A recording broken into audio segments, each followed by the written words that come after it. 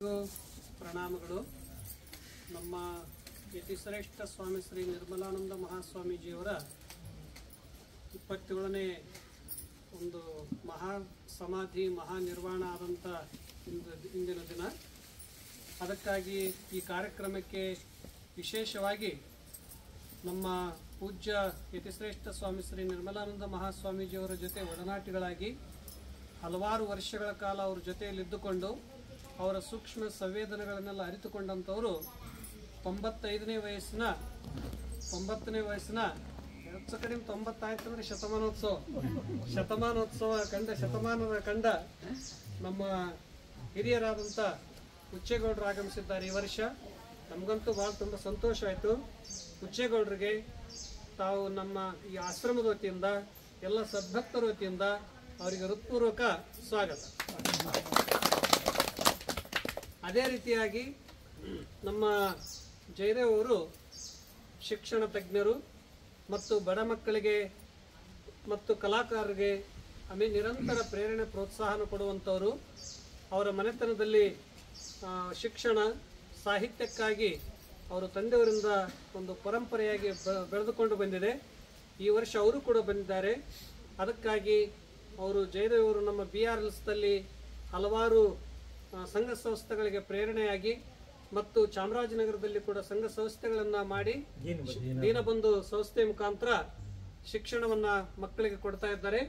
ಅವರಿಗೂ ಕೂಡ ತಮ್ಮೆಲ್ಲರ ವತಿಯಿಂದ ಆಶ್ರಮದ ವತಿಯಿಂದ ಹೃತ್ಪೂರ್ವಕ ಸುಸ್ವಾಗತ.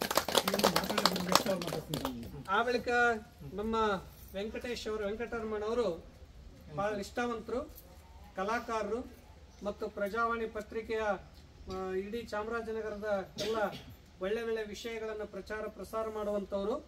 ಅವರು ಕೂಡ ಪ್ರತಿಯೊಂದು ಕಾರ್ಯಕ್ರಮಕ್ಕೆ ನಮಗೆ ಬರಬೇಕು ಮತ್ತು ಈ ಆಶ್ರಮದ ಬಗ್ಗೆ ಎಲ್ಲರೂ ಭಾಳ ಅಭಿಮಾನವುಳ್ಳವರು. ಅವರು ಮೊದಲು ಗುರುಗಳನ್ನು ಹಿಡ್ಕೊಂಡು ನೋಡ್ಕೊಂಡು ಬಂದಿದ್ದಾರೆ. ಇವತ್ತು ಅವರು ಕೂಡ ಬಂದಿದ್ದಾರೆ. ಅವರಿಗೂ ಕೂಡ ತಮ್ಮೆಲ್ಲರ ವತಿಯಿಂದ ಆಶ್ರಮದ ವತಿಯಿಂದ ಹೃತ್ಪೂರ್ವಕ ಸುಸ್ವಾಗತ.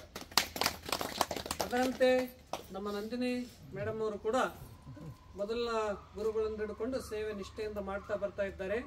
ಒಳ್ಳೆ ಹಾಡುಗಾರರು, ಆಧ್ಯಾತ್ಮಿಕ ಆಸಕ್ತಿ ಉಳ್ಳವರು ಮತ್ತು ಆಚಾರ ವಿಚಾರಗಳನ್ನು ನಿತ್ಯದಲ್ಲಿ ಪಾಲನೆ ಮಾಡಿಕೊಂಡು ಬರುವಂಥವರು. ಅದಕ್ಕಾಗಿ ನಂದಿನಿ ಮೇಡಮ್ ಅವರಿಗೂ ಕೂಡ ತಮ್ಮೆಲ್ಲರ ವತಿಯಿಂದ ಸ್ವಾಗತ. ಇನ್ನೊಂದು ವಿಶೇಷ, ಈ ಕಾರ್ಯಕ್ರಮಕ್ಕೆ ಈ ನಮ್ಮ ಅರಣ್ಯದ ಮಧ್ಯದಲ್ಲಿ ಯಾರು ಇಲ್ಲಿ ದೂರ ಮನೆಗಳು ಇವೆ, ಆದರೂ ಪ್ರತಿಯೊಂದು ಕಾರ್ಯಕ್ರಮಕ್ಕೆ ಪೂಜ್ಯ ಸ್ವಾಮಿ ನಿರ್ಮಲಾನಂದ ಮಹಾಸ್ವಾಮೀಜಿಯವರು ಹೇಳಿದಂತೆ ಆಜ್ಞೆಯನ್ನು ಪಡೆದುಕೊಂಡು ಆಜ್ಞೆ ಪಾಲನೆ ಮಾಡಿಕೊಂಡು ಬರುವಂಥ ಗುರುಮಕ್ಕಳು ತಾವು ಯರಗಂಬಳಿಯವರು. ಅದಕ್ಕಾಗಿ ಆಶ್ರಮದ ಪ್ರತಿಯೊಂದು ಸೇವಾ ಮಾಡಿ ಕಾರ್ಯಕ್ರಮವನ್ನು ಯಶಸ್ವಿಗೊಳಿಸೋರು. ಅದ್ರ ಪುಣ್ಯ ನಿಮಗೆ ತಟ್ಟೋದು. ಅದಕ್ಕಾಗಿ ಈ ಕಾರ್ಯಕ್ರಮಕ್ಕೆ ಮೂಲ ಸೇವಾಧಾರಿಗಳಾದಂಥ ಯರಗಂಬಳಿ ಸದ್ಭಕ್ತರಿಗೂ ಕೂಡ ಆಶ್ರಮದ ವತಿಯಿಂದ ಹೃತ್ಪೂರ್ವಕ ಸ್ವಾಗತ.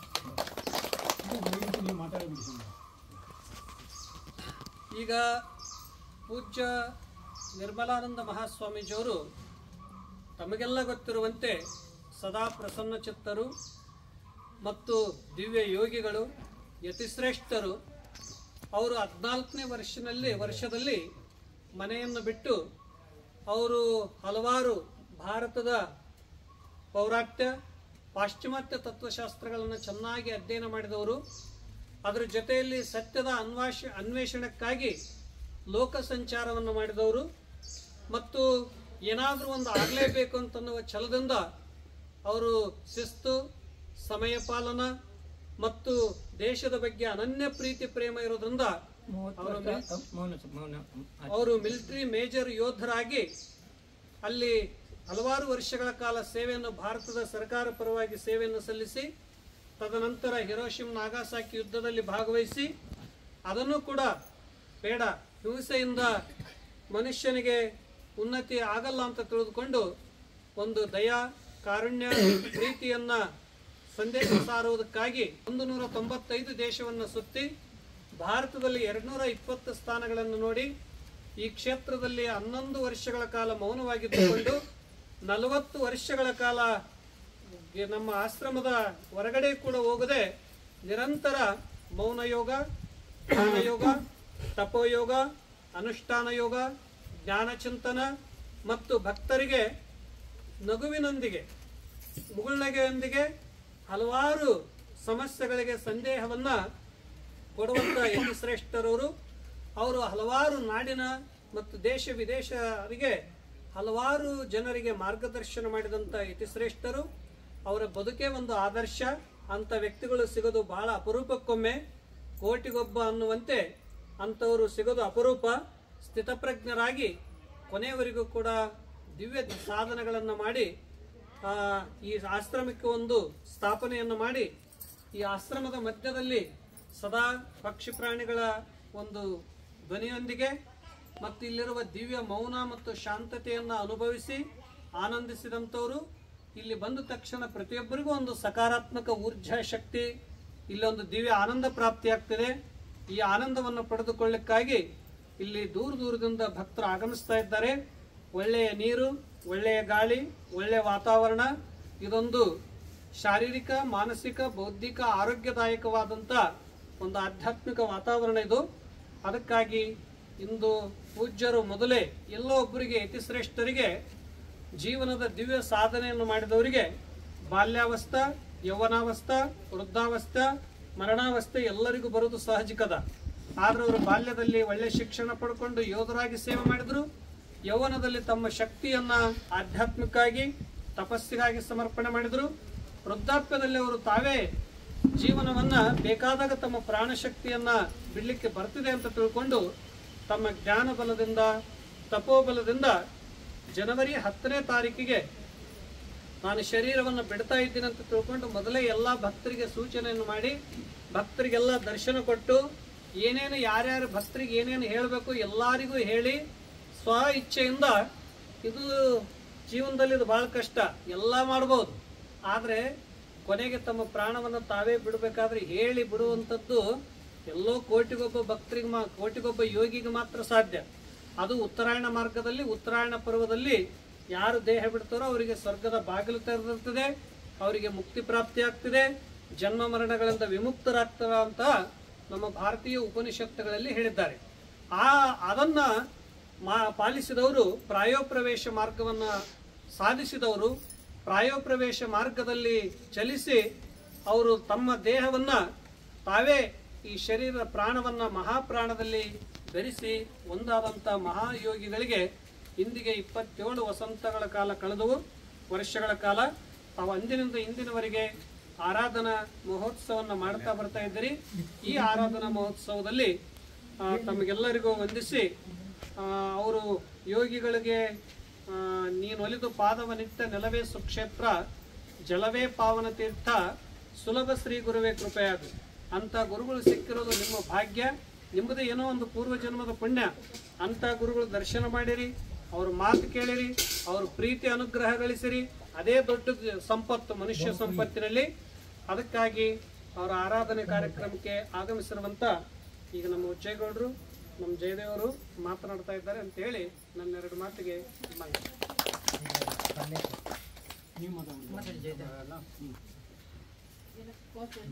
ಸ್ವಾಮೀಜಿಯವರು ಎಲ್ಲ ನೋಡಿದ್ದಾರೆ.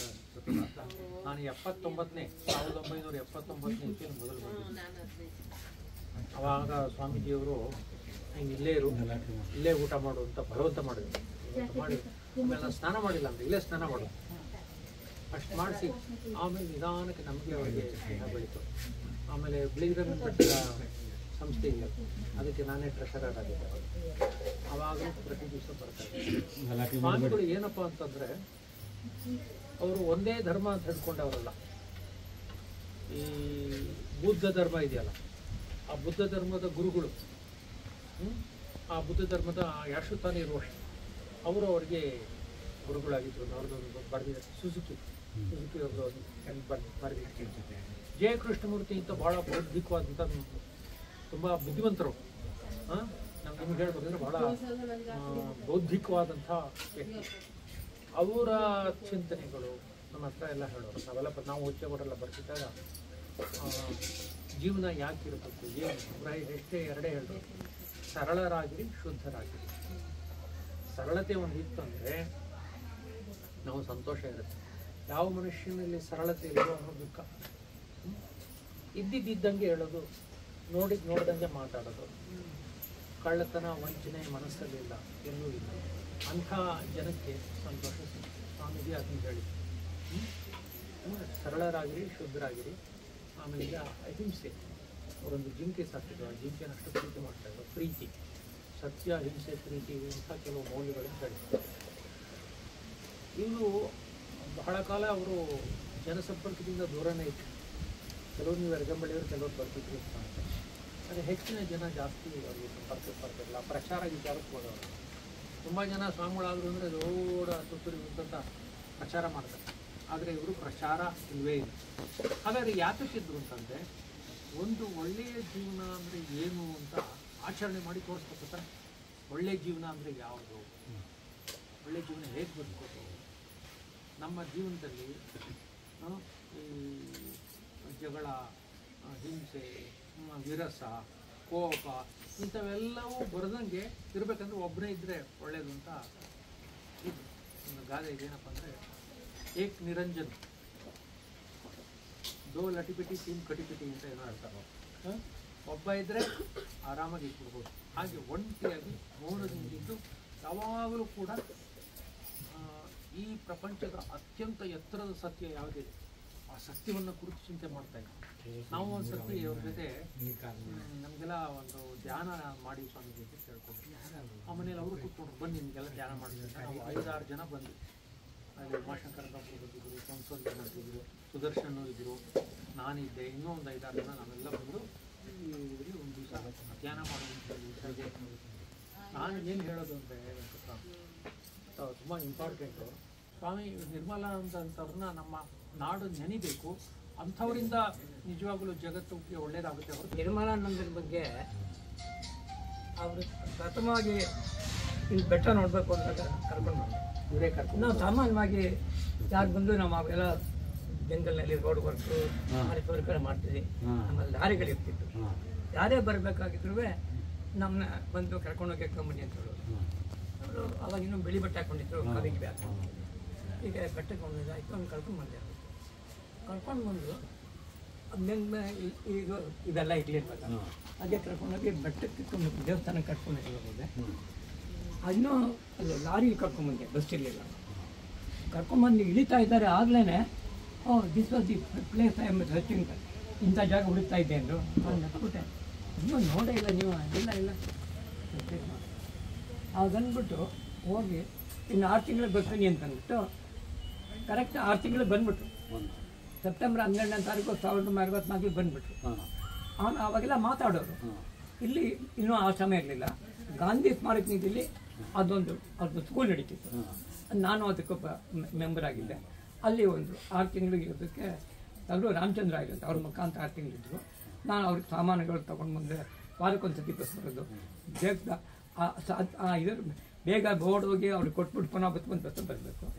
ಹಾಗೆ ಆಯಿತು. ಆಮೇಲೆ ಇಲ್ಲಿಗೆ ಬಂದ ಮೇಲೆ ಅವ್ರು ಇನ್ನೂ ಸನ್ಯಾಸ ತಗೊಂಡಿರಲಿಲ್ಲ. ಅದು ಬಂದ ಒಂದು 2 ವರ್ಷಕ್ಕೆ ಸನ್ಯಾಸ ತಗೊಂಡ್ರು. ರಾತ್ರಿ ಹೊತ್ತು ಅದಾದ ಸ್ವಲ್ಪ ದಿವಸಕ್ಕೆ ಯಾರ ಜೊತೆಗೂ ಮಾತಿಲ್ಲ, ಮರೆಯೋದು. ಎಷ್ಟೊತ್ತಾರು ಬರೆಯೋದು, 2 ಗಂಟೆ ರಾತ್ರಿ ಗಂಟೆ ಬರೆಯೋರು. ಬರೆದೋಗೋದು ನಾವು ಒಬ್ಬರು ಮಾಡ್ತೀವಿ. ಹಾಗೆ ನಡ್ಕೊಂಡು ಬಂದ್ಬಿಟ್ಟು ನಮಗೂ ರೂಢಿ ಆಗೋದು. ಒಂದು ದಿವಸ ಏನಾಗಿದೆ, ನಾನು ಊರ್ಲಿರಲಿಲ್ಲ, ಮದ್ರಾಸ್ ಕೊಟ್ಟೋಗಿದ್ದೆ. ಒಂದು 2 ವಾರ ಬಂದಿರಲಿಲ್ಲ. ಆಮೇಲೆ ಬಂದೆ. ಅವತ್ತು ಭಾಳ ಹೊತ್ತು ಗಂಟೆ ಬರೆದು ರಾತ್ರಿ 2 ಗಂಟೆವರೆಗೆ. ಮಾರನೇ ಬೆಳಿಗ್ಗೆ ನನಗೆ ಹೇಳೋಕೆ ಮುಂಚೆ ಎದ್ದು ನಂಗೆ ತಿಂಡಿ ಮಾಡಿ ಆಮೇಲೆ ನಾನು ಬಸ್ಸಿಗೆ ಕಳಿಸಿ ಆಮೇಲೆ ಅವ್ರು ಸ್ನಾನಕ್ಕೆ ಹೋಗೋದು. ಸರಿ, ನಾನು ಅವತ್ತು ಎದ್ದು ಸ್ನಾನ ಮಾಡ್ಕೊಂಬಂದು ತಿಂಡಿಗೆ ಹೋಗಿದ್ದೀನಿ. ನಾನು ಹೋದ್ಮೇಲೆ ಅದು ಭತ್ತ ಮನೆಗೆ ಹೋಗಿದ್ದಾರೆ. ಸ್ವಲ್ಪ ಕತ್ಲಿತ್ತು, ಸ್ವಲ್ಪ ಎಲ್ಲ ಎಡಬಿಟ್ಟು ಕೆಳಗೆ ಬಿದ್ದಾಗ ಕೈ ಓಡ್ಬಿಟ್ಟು ಬಲಗಡೆ ಕೈ ಬಿದ್ದುಬಿಟ್ಟು ಆ ಕೈ ಸ್ವಲ್ಪ ಒಂಚೂರು ಫ್ರ್ಯಾಕ್ಚರ್ ಆಗ್ತಿತ್ತು. ನಾನು ಇನ್ನೂ ಮನೆಗೆ ಹೋಗಿಲ್ಲ. ಆಗಲೇ ಯಾರೋ ನೋಡ್ಬಿಟ್ಟು ಟೆಲಿಗ್ರಾಮ್ ಕಳಿಸಿದ್ದಾರೆ, ಸ್ವಾಮಿಗಳು ಕೈ ಇದು ಮಾಡ್ಕೊಂಡಿದ್ದಾರೆ, ಬಂದು ನೋಡಿ ಅಂತ. ತಕ್ಷಣ ಬ್ಯಾಗ್ ಬಿಟ್ಬಿಟ್ಟು ಡಾಕ್ಟರ್ ಹತ್ರ ಔಷಧಿ ತಗೊಂಡು ಬಂದುಬಿಟ್ಟೆ. ಅವ್ರು ಮನೆ ಬಿಟ್ಟು ಆ ಗೇಟ್ವರೆಗೂ ಹೋಗ್ತಿಲ್ಲ ಅಂತ ಹೇಳೋರು. 12 ಗಂಟೆ ರಾತ್ರಿವರೆಗೂ ಏನೆಲ್ಲ ಕೇಳ್ತಾ ಬರಲಿಲ್ಲ. ಅಷ್ಟೊತ್ತು ಮೇಲೆ ವಾಪಸ್ ಹೊರಟೋದ್ವಿ. ಪುನಃ ಮಾರನೇ ದಿವಸ ಅಡುಗೆ ಮಾಡೋಕ್ಕೂ ಆಗಲ್ಲ, ಬರೆಯೋಣಿಗೂ ಆಗಲ್ಲ, ಯಾರ ಜೊತೆಗೂ ಮಾತು ಇಲ್ಲ. 2 ದಿವಸ ಹಿಂಗೆ ತಡ್ಕೋತಾರೆ. ಆಮೇಲೆ ಅವ್ರು ಬಂದು ನೀವು ಹೋಗಿ ಏನಾರು ಮಾಡಬೇಕು ಅಂದಾಗ ಪುನಃ ಕಾಗಲವಾಡಿ ಒಬ್ಬ ಡಾಕ್ಟರ್ ಇದ್ದರು. ಅವ್ರು ಒಂದು ಜೀಪ್ ತೊಗೊಂಡು ಡ್ರೈವರ್ ತೊಗೊಂಡು ಬಂದು ಆ ಜೀಪ್ನ ನೀನು ಆಫ್ ಮಾಡಿಬಿಟ್ಟು ಸ್ಟಾರ್ಟಿಂಗ್ ಹೋಗಿಲ್ಲಿ ನಾವು ಅವ್ರಿಗೆ ಕರ್ಕೊಂಬರ್ತೀನಿ ಅಂತ ಒಳಗಡೆ ಬಂದು ಅವ್ರು ಇನ್ನು ಹೊರಡ್ತಾರೆ. ಇನ್ನು ನಡ್ಕೊಂಡು ಒಳಗಡೆ ಹೋಗಿ ಅವ್ರದ್ದು ಸೆಟ್ ಬಟ್ಟೆ ತೊಗೊಂಡು ಹಾಗೆ ಎತ್ಕೊಂಡೋಗಿ ಜೀಪ್ಲಿ ಕೂರಿಸ್ಕೊಂಡ್ಬಿಟ್ಟು ಬಾಗಿಲು ಹಾಕ್ಬಿಟ್ಟೆ. ಏನು ನನ್ನ ಕಳ್ಳಿ ಬುದ್ಧಿ ಹಿಂಗೆಲ್ಲ ಮಾಡೋದು ಇಲ್ಲೂ ನಿಲ್ಲಿಸ್ತಿಲ್ಲ ಕರ್ಕೊಂಡು ಹೋದ್ ಮೈಸೂರು ದೊಡ್ಡ ಆಸ್ಪತ್ರೆಗೆ. ಅಲ್ಲಿ ಆ ಡಾಕ್ಟ್ರುಗಳೆಲ್ಲ ಇವರು ಓಪಾದಿ ಅಲ್ಲಿ ಹೋಗಿ ಮಲಿಸ್ತಾ ಹಿಂಗೆ ಮಂಚದ ಮೇಲೆ ಹೀಗೆ ಬೆಳಗ್ಗೆ ಸ್ವಾಮಿಗಳು ಇವರು ಯಾರ ಜೊತೆಗೂ ಮಾತಾಡೋಲ್ಲ.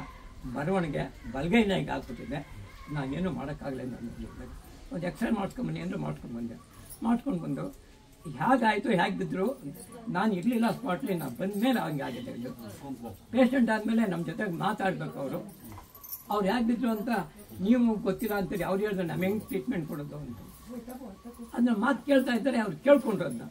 ಇನ್ನೊಂದು ಸ್ವಾಮೀಜಿ ಅವ್ರೇನೋ ಹೇಗೆ ಬಿತ್ತು ಅಂತ ಹೇಳ್ತಿದ್ರೆ ಹೇಳ್ಬೇಕಂತಲ್ಲ.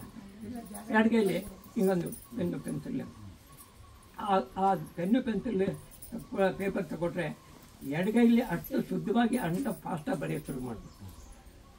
ಅವರು ಡಾಕ್ಟರ್ಗೆ ಆಶ್ಚರ್ಯ ಆಯ್ತು, ಯಾವಾಗ ಕಲ್ತು ಎಡಗೈ ಬರೀ ಅಂತ. ಇವಾಗ ತಾನೇ ನೋಡ್ತಿದ್ದೀನಿ ಅಂತ. ಹೇಗೆ ಆಗುತ್ತೆ ಒಂದು ದಿವಸದಲ್ಲಿ ಹಿಂಗೆ ಬರೆಯೋಕ್ಕೆ ನೀವು ಕೇಳಿ ಅಂತ. ಹೆಂಗೆ ಸ್ವಾಮಿ ಒಂದು ದಿವಸದಲ್ಲಿ ನೀವು ಬಲಗೈ ಥರನೇ ಎಡಗೈಲಿ ಅಷ್ಟು ಚೆನ್ನಾಗಿ ಮುದ್ದವಾಗಿ ಬರೀತಿದ್ರಲ್ಲ, ಹೆಂಗೆ ಸಾಧ್ಯ ಆಯಿತು ಅಂತ ಮತ್ತೆ ಬರೆದು. ಯಾವ ಮನುಷ್ಯನಿಗೆ ಹೃದಯ ಮನಸ್ಸು ಶುದ್ಧವಾಗಿದೆ ಅದಕ್ಕೆ ಎಡಕ್ಕೂ ಬಲಕ್ಕೂ ವ್ಯತ್ಯಾಸ ಇಲ್ಲ ಅಂತ. ನಮಗೆ ಅವ್ರಿಗೆ ಕಾಲ ಬೆರವಣಿಗೆ ಆಗುತ್ತಿಲ್ಲ. ಇದು ಅವೆರಡು ವಿಚಾರ ನಾವು ಕಲಿತದ್ದು. ಅವ್ರು ನಿಜವಾಗಿ ಆ ಸಾಧನೆ ಇಲ್ಲದೆ ಆ ಮಟ್ಟಕ್ಕೆ ಬರೋಕ್ಕೆ ಸಾಧ್ಯ ಇಲ್ಲ. ಅದು ನನಗೆ ಪ್ರತ್ಯಕ್ಷವಾಗಿ ಎಲ್ಲರೂ ಒಂದು ಕಡೆ ಉಳಿದ್ಬೇಕಂದ್ರೆ ಪ್ರಪಂಚ ಎಲ್ಲ ಸುತ್ತಿ ಇಲ್ಲಿ ಬಂದು ಇಳಿತಿದ್ದಾಗಲೇ ಇಲ್ಲಿ ಮಧ್ಯಾಹ್ನ ದಿವಸ ಇಲ್ಲಿ ಬಂದು ಉಳ್ಕೋಬೇಕು ಅಂದರು. ಬದಲಾವಣೆ ಆಗಿಲ್ಲ, ಯಾವ ಕಾರಣಕ್ಕೂ ಜಾಗ ಬದಲಾವಣೆ ಮಾಡಲಿಲ್ಲ. ಅಂಥ ಕಷ್ಟದಲ್ಲೂ ಅವರು ಇದು ನಾವು ಅಂಥವ್ರು ನೋಡಿರಲಿಲ್ಲ. ಅದನ್ನು ಒಂದು ಈಗಿನವರು ಅದನ್ನ ಉಳಿಸ್ಕೊಂಡು ಬೆಳೆಸ್ಕೊಂಡು ಹೋಗಲಿ, ಅದು ಶ್ರೇಯಸ್ಸಾಗಲಿ ಅಂತ ನಾನು ಬಯಸ್ತೀನಿ. ನೀವು ಇದೇ ಥರ ಈಗ ಹೆಂಗೆ ಭಕ್ತಿ ಇದ್ದರೆ ನಿಮ್ಮ ಶಕ್ತಿ ಇರೋರ್ಗೂ ಅವ್ನು ಮಾಡ್ಕೊಂಡು ಹೋಗಿ ಮುಂದಿನ ಪೀಳಿಗೆ ನೋಡಿ ಎಲ್ಲ ಹುಡುಗರು ಬಂದು ಮಾಡ್ತಾವ್ರೆ, ಖುಷಿ ಆಗುತ್ತೆ. ನಾವು ಅವ್ರುಗಳು ಮಾಡಬೇಕು ಅಂತ ಮನಸ್ಸು ಬರಬೇಕಾದ್ರೆ ನಾವು ಮಾಡಿ ತೋರಿಸ್ಬೇಕು. ಮಾಡಿ 100 years ಏನು ತೋರಿಸೋ ಬರ್ತದಲ್ಲ 100 ಡಿಸೆಂಬರ್ 2ಕ್ಕೆ 100 ವರ್ಷ ಆಗುತ್ತೆ. ಡಿಸೆಂಬರ್ ವಿಮೋಚನಾರ್ಥಂ ಶಿವಭಕ್ತಿ ಶಿವಜ್ಞಾನ ಸಂಪದ ವಿರುದ್ಧರ್ಥಂ ಶ್ರೀ ಗುರುಲಿಂಗ ಜಂಗಮ ಪ್ರಸಾದ ಸಿದ್ಧಾರ್ಥಂ ಓಂ ಗುರುಪೂಜಾಂ ಅಹಂ ಕರಿಷ್ಯಾಮಿ. ಓಂ ದೇವಪೂಜಾಂ ಅಹಂ ಕರಿಷ್ಯಾಮಿ. ಓಂ ಗಂಗೆ ಚ ಯಮುನೆ ಚೈವ ಗೋದಾವರಿ ಸರಸ್ವತಿ ನರ್ಮದೆ ಸಿಂಧು ಕಾವೇರಿ ಜಲಸ್ಮಿನ್ ಸನ್ನಿಧಿಂ ಕುರು ಅಸ್ಮಿನ್ ಕಲಶೆ ಗಂಗಾದಿ ನದಿಃ ಆವಾಹಯಾಮಿ. ಓಂ ಸಪ್ರಕಾಶ ಮಹಾದೇವೋ ಸರ್ವಾಂತಸ್ಥಿಮಿರಾಪಃ सा बाह्याभ्यंतर ज्योतिर्दीपोयं प्रतिगृह्यताम्. ओं श्रीसाम्भाय नमः. धूपं दीपं दर्शयामि. ओं अक्षतान् धवलान् दिव्यान् तिलतण्डुलमिश्रितान् अर्पयामि. महाभक्त प्रसीद परमेश्वर. ओं श्रीसाम्भाय नमः. अक्षतान् समर्पयामि. ओं पृथ्वीत्वयादृतः लोकाः देवी त्वं शूलिनादृतः त्वं च धाराय मां देवी पवित्रं कुरु चासनम्. ओं श्रियै नमः. ओं ओं त्र्यंबकं यजामहे सुगंधिं पुष्टिवर्धनम्. उर्वारुकमिव बन्धनात् मृत्योर्मोक्षीयमाम् अमृतम्. ओं शान्तिः शान्तिः शान्तिः. ओं नमः सोमाय च रुद्राय च नमस्ताम्राय च अरुणाय च नमः शंखाय च पशुपतये च नमो उग्राय च भीमाय च नमो अग्रे वधाय च दूरे वधाय च नमो हन्त्रे च हनीयसे च नमो वृक्षेभ्यो हरिकेशेभ्यो नमस्ताराय च नमः शंभवे च मयो भवे च नमः शंकराय च मयस्कराय च नमः शिवाय च शिवतराय च नमः तीर्थाय च कुल्याय च पर्याय च वर्याय च नमः प्रतरणाय च उत्तरणाय च नमः आचार्याय च लाढ्याय च नमः शष्पाय च घेन्याय च नमः सीकर्ताय च प्रवाहे च अष्टमोऽनुवाकः. ओं प्रकुष्ठपापनाशाय प्रकुष्ठफलसिद्धये प्रदक्षिणं करोमीश प्रसीद परमेश्वर. ओं श्री सांभाय नमः. प्रदक्षिणं समर्पयामि. ओं त्राहि त्राहि विरूपाक्ष त्राहि त्राहि त्र्यंबकं त्राहि त्राहि महादेव त्राहि त्राहि महादेव त्राहि मां भक्तवत्सल. अपराधसहस्राणि क्षयन्तिं हर्निशं मया दासोऽहमिति मत्वं क्षमस्व परमेश्वर. यो ब्रह्माणं ददाति पूर्वं यो वै वेदाश्च प्रहिणोति तस्मै तं देवमात्मबुद्धिप्रकाशं मुमुक्षुर्वै शरणमहं प्रपद्ये. यो वेदानां प्रभवश्चोद्भवश्च विश्वादीपो रुद्रो महर्षिः हिरण्यगर्भं जनयामास पूर्वं सनो बुद्ध्या शुभया संयुनक्तो. ओं श्री सांभाय नमः. पुष्पाञ्जलिं समर्पयामि. ओं शान्तिः शान्तिः शान्तिः. ಈ ಕಾರ್ಯಕ್ರಮ 10-15 ನಿಮಿಷ ನಡೀತಿದೆ ಇಷ್ಟೇ. ಇದರಲ್ಲಿ 4 ಆಸನಗಳನ್ನು ನಿಮ್ಮ ಮಕ್ಕಳು ತೋರಿಸ್ತಾರೆ. ನಾಲ್ಕು ಆಸನ ಆದ ತಕ್ಷಣ ಮತ್ತೆ ಮುಂದೆ ಶುರು ಆಗ್ತದೆ. ಇದಕ್ಕೆ ಗಣಪತಿ ನಮಸ್ಕಾರ ಅಂತಾರೆ. ಇದರಿಂದ ಸ್ಮರಣ ಶಕ್ತಿ ಹೆಚ್ಚಾಗ್ತದ, ಗಣಪತಿ ಕೃಪೆ ಆಗ್ತದ. ಅದಕ್ಕೆ ಮನೆಗೆ ಇದು ಹಣೆ ಹಚ್ಬೇಕು ನೆಲಕ್ಕ. ನೀವು ಮನೆಗೆ ಪ್ರಯತ್ನ ಮಾಡಿ ನೋಡ್ರಿ. ನೀನು ಇಲ್ಲೇ ಮಾಡ್ತೀರ ಇನ್ನೂ ಮಾಡಿ ನೋಡಿ. ಓಂ ಗಂ ಗಣಪತಯೇ ನಮಃ ಅನ್ನೋದು ಒಂದು ಸರಿಗೆ ನಮಸ್ಕಾರ ಮಾಡೋದು. ಇದು ಗಣಪತಿ ನಮಸ್ಕಾರ.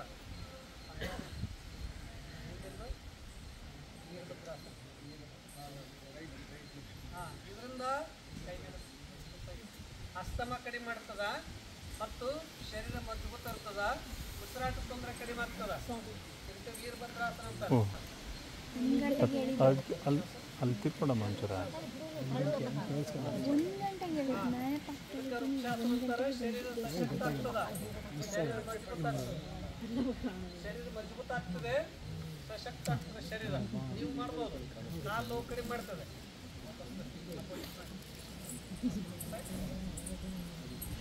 ವೃಕ್ಷಾಸನ ಮಕ್ಕಳಿಗೆ ಸ್ಮರಣ ಶಕ್ತಿ ಹೆಚ್ಚಾಗ್ತದೆ.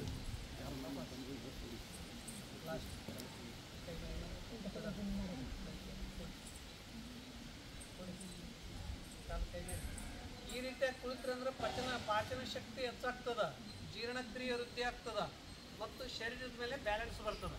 ಇಷ್ಟು 5 ಆಸನಗಳು. ಒಂದು 5 ಸಲ ಮಾಡ್ಬೇಕಿದು.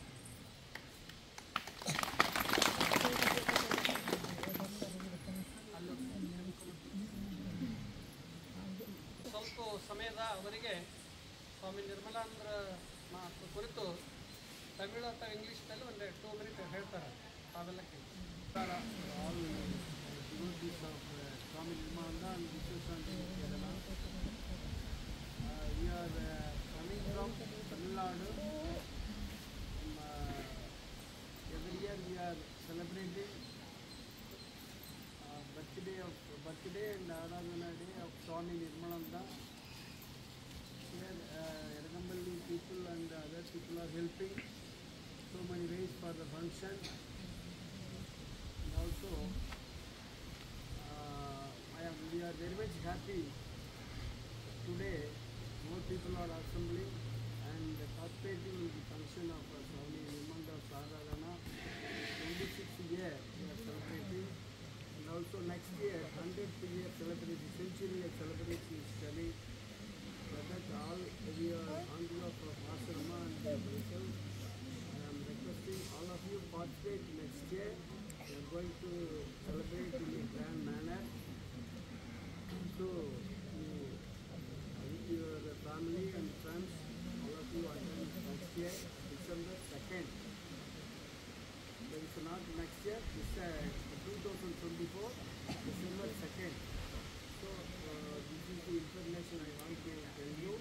Then from Swami Nirmananda's, that is grace, I got a lot of experience and also my own spiritual path. My way of life is totally changed after I got blessings from Swami Nirmananda. After that only my mind have peace of mind and everything. Whenever I think about Swami Nirmananda's blessing and his grace, our life, family life, and my daughters, family, and everybody, and relatives, and other friends, family, everything going smoothly. And coming here for every year. My friends, so many friends are attended this function. They are very much happy come over here every year. So, and one thing I wanted to tell you, once you realize about Swami Nirmananda's spiritual power, after that only we can have a narrow way of life and a good way of life, and also we will take care of our inner mind. That is very important. Inner mind is very important. So accumulation of wealth is not important. Accumulation of spiritual energy is very important. I request all of you go through Swami Mallikarjuna is a very great yoga teacher. Nearby you are, you can come and learn so many yogas and asanas. Everything we will teach in a proper way. Everything is ready to teach you. I request all of you, whenever time permits, you come and learn the yoga. I am very much thankful to all of you participating in this function. Thank you very much.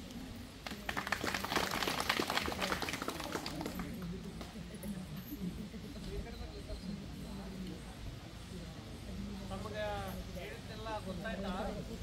ಮುಂದಿನ ವರ್ಷ ಸ್ವಾಮೀಜಿಯವ್ರದ್ದು 100ನೇ ಜಯಂತ್ಯೋತ್ಸವ ಆಗ್ತಿದೆ. ಅದಕ್ಕಾಗಿ ವಿಶೇಷ ಒಂದು ಕಾರ್ಯಕ್ರಮ ನಡೀತಾ ಇದೆ.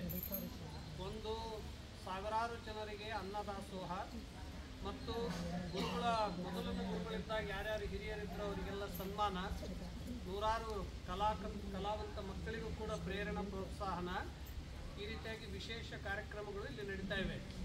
ಮತ್ತು ನಮ್ಮ ಸ್ವಾಮಿ ನಿರ್ಮಲಾನಂದ ಮಹಾಸ್ವಾಮೀಜಿಯವರು 6 ಪುಸ್ತಕಗಳು ಬರೆದಿದ್ದಾರಲ್ಲ, 11 ವರ್ಷ ಮೌನದಾಗ ಅವುಗಳು ಕೆಲವು ಪ್ರಿಂಟ್ಗಳು ಕೂಡ ಆಗ್ತಾ ಇದೆ. ಅದಕ್ಕಾಗಿ ಆ ಕಾರ್ಯಕ್ರಮವನ್ನು ಭಾಳ 100 ವರ್ಷದ್ದು ಅಚ್ಚುಕಟ್ಟಾಗಿ ಒಂದು ಚೆನ್ನಾಗಿ ಮಾಡಬೇಕಂತನ್ನೋದು ಅವರು ಹೇಳಿದರು. ಅದಕ್ಕಾಗಿ ನಿಮ್ಮೆಲ್ಲರದು ಸಹಾಯ, ಸೇವೆ, ಸಹಕಾರ ನಿರಂತರ ಇರಲೇಬೇಕು ಅಂತನ್ನೋದನ್ನು ನಮ್ಮ ಸಮರಸ್ ಅವರು ಹೇಳಿದ್ದಾರೆ. ಅವರಿಬ್ಬರು ಆದರ್ಶ ದಂಪತಿಗಳಾಗಿ ಹಲವಾರು ವರ್ಷಗಳಿಂದ ಪೂಜ್ಯರ ಸೇವೆಯನ್ನು ಮಾಡ್ತಾ ಬರ್ತಾ ಇದ್ದಾರೆ. ಅದಕ್ಕಾಗಿ ಅವರಿಗೆ ತಮ್ಮೆಲ್ಲರ ವತಿಯಿಂದ ಹೃತ್ಪೂರ್ವಕ ಧನ್ಯವಾದ. ನಿರ್ಮಲಾನಂದ ಸ್ವಾಮೀಜಿಯವರು ಇಲ್ಲಿ ನಿರ್ಮಲಾನಂದರು ಸುಮಾರು ದಿನ ಇದ್ದಿದ್ರು. ನಾವು ಯರಗಂಬಳಿಯಿಂದ ಆವಾಗ ಬರ್ತೀವಿ ಹೇಳ್ತಿದ್ವಿ, ಮತ್ತು ವರ್ಷದಲ್ಲೇ ಒಂದು 2 ಕಾರ್ಯಗಳು ಮಾಡ್ತೀವಿ. ಆವಾಗ ಅವರು ಶರೀರ ದುಡಿದು ಮಾಡಿದ್ವಿ, ಕಾರ್ಯಗಳು ಮಾಡ್ತೀರಿ ಅಂತ ಕೇಳಿ ಅವರು ಮಾಡ್ತಿರ್ತಾರೆ, ನಿಲ್ಲಿಸಬೇಡಿ ಮಾಡ್ಕೊಂಡು ಇನ್ನು ನಾವು ಇವರು 2 ಕಾರ್ಯ ಮಾಡ್ತಾರೆ, ಮತ್ತು ನಾವು ಅದಕ್ಕೆಲ್ಲ ಸಹಾಯ ಪ್ರೋತ್ಸಾಹ ಮಾಡ್ತೀವಿ. ಈಗ 14ಕ್ಕೆ ಒಂದು ಕಾರ್ಯಕ್ರಮ ಮಾಡ್ತೀವಿ, ಇನ್ನು ಅವ್ರಿಗೂ ಸೆಪ್ಟೆಂಬರ್ಗೆ ಒಂದು ಕಾರ್ಯಕ್ರಮ, ಅದಕ್ಕೆಲ್ಲ ಬಂದು ಮಾಡ್ತೀವಿ. ನೀವು ಎಲ್ಲ ಹತ್ತಿರದಲ್ಲಿ ಇರೋರೆಲ್ಲ ಬಂದು ಸಹಕಾರ ಮಾಡ್ತೀವಿ, ಕಾರ್ಯಕ್ರಮಗಳಲ್ಲಿ ಯಶಸ್ವಿ ಮಾಡ್ತೀವಿ.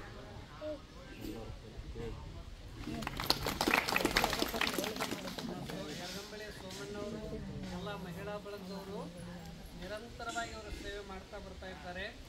ಮೊನ್ನೆ ಇಲ್ಲಿ ಆಶ್ರಮದಲ್ಲಿ ಒಂದು ಯೋಗ ಶಿಬಿರ ಆಯಿತು.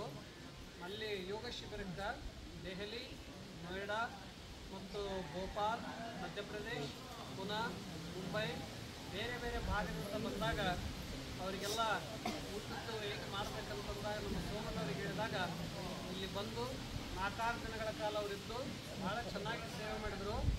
ನಿಮ್ಮ ಹೆಸರು ಎಲ್ಲ ರಾಜ್ಯಗಳ ತನಕ ಹೋಯಿತು. ಅದಕ್ಕಾಗಿ ಯರಗಂಬಳಿ ಭಕ್ತರು ಏನೇನು ನಮಗೊಂದು ಏನು ಧೈರ್ಯ ಅಂದರೆ, ಯಾವುದೇ ಒಂದು ಪ್ರಸಂಗ ಬಂದಾಗ ಕೊನೆಗೆ ಅದನ್ನು ನಿಭಾಯಿಸುವಂಥವ್ರು, ಅದನ್ನು ಯಶಸ್ವಿ ಮಾಡುವಂಥವ್ರು ಅಂದರೆ ಯರಗಂಬಳಿ ಭಕ್ತರು. ಯಾಕೆಂದರೆ ಅವರು ಗುರುಗಳ ಕಡೆಯಿಂದ ಆಜ್ಞೆಯನ್ನು ಪಡ್ಕೊಂಡು ಅಂದಿನಿಂದ ಸೇವೆ ಮಾಡ್ತಾ ಬರ್ತಾ ಇದ್ದಾರೆ. ಇವತ್ತಿಗೂ ಕೂಡ ಭಾಳ ಭಕ್ತಿ ಶ್ರದ್ಧೆಯಿಂದ ಸೇವೆ ಮಾಡ್ತಾ ಇದ್ದಾರೆ. ಎಲ್ಲದರಲ್ಲಿ ಸೇವಾ ಧರ್ಮ ಅಂತನ್ನೋದು ಅತಿ ಶ್ರೇಷ್ಠವಾಗಿರುವಂಥದ್ದು. ಸೇವೆ ಮಾಡೋದ್ರಿಂದ ಅಂತಃಕರಣ ಶುದ್ಧಿ ಆಗ್ತಿದೆ, ಭಗವಂತನ ಕೃಪೆ ಆಗ್ತಿದೆ. ಸೇವೆ ಮಾಡೋದ್ರಿಂದ ಆಧ್ಯಾತ್ಮಿಕ ಜ್ಞಾನದ ಪ್ರಾಪ್ತಿ ಆಗ್ತಿದೆ. ಅದಕ್ಕಾಗಿ ಏನೂ ಬೇಕಾಗಿಲ್ಲ, ಮನುಷ್ಯನಿಗೆ ಸೇವಾ ಮಾಡಿದ್ರೆ ಸಾಕು, ತ್ರಿಕರಣಗಳ ದೋಷಗಳು ನಿವಾರಣೆ ಆಗ್ತಿವೆ, ಭಗವಂತ ಜ್ಞಾನ ಪ್ರಾಪ್ತಿ ಆಗ್ತಿದೆ. ಸೇವಾ ಅಂತನ್ನೋದು ಅತ್ಯಂತ ಶ್ರೇಷ್ಠವಾಗಿರುವಂಥದ್ದು. ಶಬರಿ 12 ವರ್ಷ ಶ್ರೀರಾಮನ ಬರ್ತಾನಂತ ತಿಳ್ಕೊಂಡು ದಿನ ಹೂವಿನ ಅಲಂಕಾರ ಮಾಡಿ ಸೇವೆ ಮಾಡಿದ್ರು. ಅದನ್ನು ಗುರುತಿಸಿ ಶ್ರೀರಾಮಚಂದ್ರನು ಬಂದು ಅತ್ಯಂತ ಹರ್ಷಿತಪಟ್ಟನು. ಹಾಗೆ ಸೇವಾ ಅಂತನ್ನೋದು ನಿತ್ಯವಾಗಿ ನಾವು ಮಾಡ್ತಾ ಇರಬೇಕು. ಅದು ಬಹಳ ಸರ್ವೋತ್ಕೃಷ್ಟವಾಗಿರುವಂಥದ್ದು ಅನ್ನೋದನ್ನು ತಾವು ಮಾಡ್ತಾ ಬರ್ತಾ ಇದ್ದೀರಿ. ಈ ಸಲ ಸ್ವಾಮಿ ನಿರ್ಮಲಾನಂದ ಮಹಾಸ್ವಾಮೀಜಿಯವರ 27ನ ಗುರು ಆರಾಧನಾ ಮಹೋತ್ಸವದಲ್ಲಿ ತಾವು ಇಲ್ಲಿ ಪ್ರಸಾದ, ಈಗ ಸ್ವಾಮೀಜಿಯವರು ಹೇಳ್ತಿದ್ರು, ಅವ್ರು ಏನು ಕೊಡ್ತಿದ್ರು ನಿಮ್ಗೆ? 2 ಕೊಡ್ತಿದ್ರು, 2 ಹೇಳ್ತಿದ್ರು. ಶರೀರಕ್ಕೊಂದಿಷ್ಟು ಪ್ರಸಾದ ಕೊಡ್ತಿದ್ರು, ಅದೇನು ಬ್ರೆಡ್, ಆಮೇಲೆ ಒಂದಿಷ್ಟು ಸ್ವೀಟ್. ಸ್ವಲ್ಪ ಕೊಡ್ತಿದ್ರು, ಇನ್ನು ಸ್ವಲ್ಪ ತಿನ್ಬೇಕು ಅನಿಸ್ತತ್ತು. ಭಾಳ ಕೊಟ್ಟರು ಮತ್ತೆ ಬ್ಯಾಡ ಅನಿಸ್ತದ. ಅದಕ್ಕೆ ಯಾವುದಾಗ್ಲಿ ಪ್ರಸಾದ ದೇವಸ್ಥಾನದಲ್ಲಿ ಏನು ಕೊಡ್ತಾರೋ ಸ್ವಲ್ಪ ಸ್ವಲ್ಪ ಅದು ಮತ್ತೆ ಮತ್ತೆ ತಗೋಬೇಕು ಅನಿಸ್ತದ. ಅದು ಸ್ವಾದ ಇರ್ತದ, ಅದು ಶರೀರವನ್ನು ಶುದ್ಧಿ ಮಾಡ್ತದ. ಪ್ರಸಾದ ಮಿತಿ ಮಂಗಲ ಮಾಡ್ತದ. ಅದಕ್ಕಾಗಿ ಸ್ವಾಮೀಜಿಯವರು ಒಂದಷ್ಟು ಬ್ರೆಡ್ ಕೊಡ್ತಿದ್ರು, ಲಡ್ಡು ಕೊಡ್ತಿದ್ರು. ಎರಡನೇದು ಏನು ಮಾಡ್ತಿದ್ರು ಅಂದರೆ ತೆಲಿಗೆ ಒಂದಿಷ್ಟು ಜ್ಞಾನ ಕೊಡ್ತಿದ್ರು. ಅವರು ಭಾಳ ಹೇಳ್ತಿದ್ದಿಲ್ಲ, ಒಂದು ಅಥವಾ ಎರಡ ಮಾತು.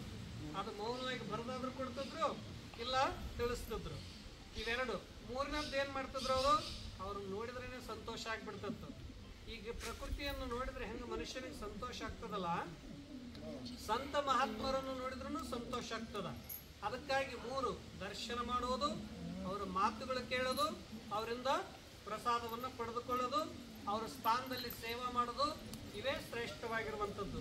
ಅದಕ್ಕಾಗಿ ತಾವೆಲ್ಲರೂ ಗುರುಗಳು ಯಾವ ರೀತಿಯಾಗಿ ಹೇಳ್ಕೊಂಡು ಬಂದರು ಅದೇ ಪ್ರಕಾರವಾಗಿ ನಿರಂತರ ತಾವು ಮಾಡ್ತಾ ಬರ್ತಾ ಇದ್ರಿ. ನೀವು ಭಜನನ್ನು ಎಷ್ಟು ಚೆನ್ನಾಗಿ ಮಾಡ್ತೀರಿ.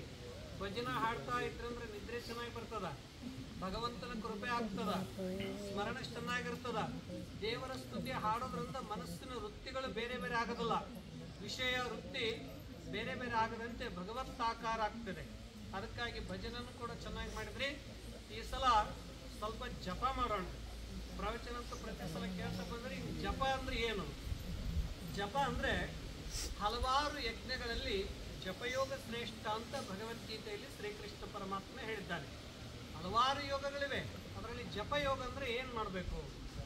ಎಲ್ಲರೂ ಕೂಡಿ ಮಾಡೋದ್ರಿಂದ ಒಂದು ವಾತಾವರಣ ಶುದ್ಧಿ ಆಗ್ತದ. ಎಲ್ಲರೂ ಕೂಡಿ ಮಾಡೋದ್ರಿಂದ ಪುಣ್ಯದ ಪ್ರಾಪ್ತಿ ಆಗ್ತದ. ಎಲ್ಲರೂ ಕೂಡಿ ಜಪ ಮಾಡೋದ್ರಿಂದ ಮನೋ ಇಚ್ಛೆಗಳು ಪೂರ್ಣ ಆಗ್ತವಂತ ತಿಳ್ಕೊಂಡು ಹೇಳಿದ್ದಾನೆ. ಅದಕ್ಕಾಗಿ ಎಲ್ಲ ನದಿಗಳಲ್ಲಿ ಯಾವ ನದಿ ಶ್ರೇಷ್ಠ? ಗಂಗಾ ನದಿ ಶ್ರೇಷ್ಠ ಅಂತ ಹೇಳಿದ್ರು. ಎಲ್ಲ ಪರ್ವತಗಳಲ್ಲಿ ಯಾವುದು ಶ್ರೇಷ್ಠ? ಹಿಮಾಲಯ ಶ್ರೇಷ್ಠ ಅಂತ ಹೇಳಿದ್ರು. ಎಲ್ಲ ಅಕ್ಷರಗಳಲ್ಲಿ ಯಾವುದು ಶ್ರೇಷ್ಠ? ಓಂಕಾರ ಅಂತ ಹೇಳಿದ್ರು. ಯಾವುದು? ಓಂಕಾರ ಶ್ರೇಷ್ಠ. ಹಾಗೆ ಎಲ್ಲ ಯೋಗಗಳಲ್ಲಿ ಯಾವುದು ಶ್ರೇಷ್ಠ? ಜಪಯೋಗ ಶ್ರೇಷ್ಠ ಅಂತ ಹೇಳಿದ್ದಾರೆ. ಆ ಜಪವನ್ನು ಹೇಗೆ ಮಾಡೋದು ಅಂದರೆ ಒಂದು 2 ನಿಮಿಷ ನೀವು ಸೀದಾ ಈ ಕುಡಿ ಕೂತ್ಕೊಂಡು ಬಂದಿದೆ. ಬೆನ್ನ ಕೊತ್ತಿಗೆ ನೇರವಾಗಿರಲಿ. ಬನ್ನಿ ಕೂರಿ ಬಂದಿದೆ. ನಾ ಮೊದಲು ಹೇಳ್ತೀನಿ, ನೀವು ಆ ಬಳಿ ಕೇಳಿ. ಎಲ್ಲರೂ ಉಸಿರು ತಗೊಳ್ಳಿ. ಮೊದಲು ಉಚ್ಚಾರಣೆ ಮಾಡೋಣ. ಹೇಳಿ.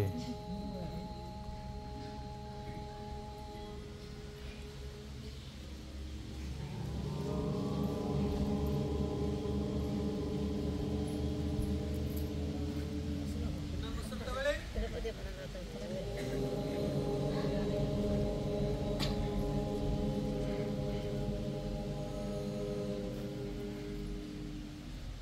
ಇನ್ನೊಂದು ಉಸಿರು ತಗೊಳ್ಳಿ.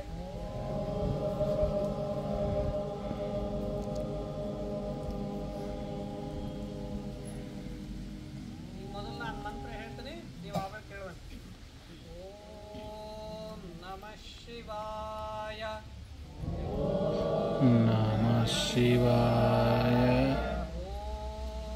ಹೇಳ್ರಿ ನೀವು. ಶಿವಾಯ. ಓಂ ನಮಃ ಶಿವಾಯ. ನಮಃ ಶಿವಾಯ. ಓಂ ನಮಃ ಶಿವಾಯ. ನಮಃ ಶಿವಾಯ. ಓಂ ನಮಃ ಶಿವಾಯ. ನಮಃ ಶಿವಾಯ.